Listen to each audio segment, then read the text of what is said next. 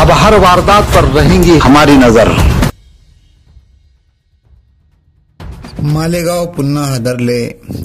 मालेगावात पुन्हा एकदा 13 वर्षीय मतिमंद मुलीवर एका 55 वर्षाच्या संशयित आरोपीकडून अत्याचार करण्यात आल्याची निंदनीय घटना घडल्याने मालेगाव पुन्हा एकदा हादरले आहे।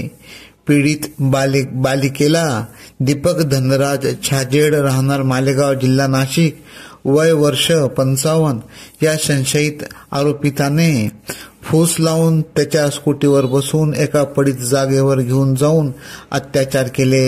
या प्रकरणी पोलीस ठाण्यात अत्याचार व पोस्को अंतर्गत गुन्हा दाखल करण्यात आला असून या संशयित आरोपीला पोलिसांनी अटक करून न्यायालयात हजर करण्यात आले। नुकतीच मालेगाव तालुक्यातील डोंगराळे गावातील 3 वर्षीय बालिकेवर अत्याचार करत तिचा निर्घृण हत्या करण्यात आली होती। ही घटना ताजी असताना जनतेचा रोष अजूनही ताजा असताना अशी घटना पुन्हा घडल्याने यावर शासनाने कठोर पावले उचलावी अशी मागणी आता जनतेकडून करण्यात येत आहे। AKP न्यूज साठी ब्युरो चीफ अनवर खान पठाण, नाशिक।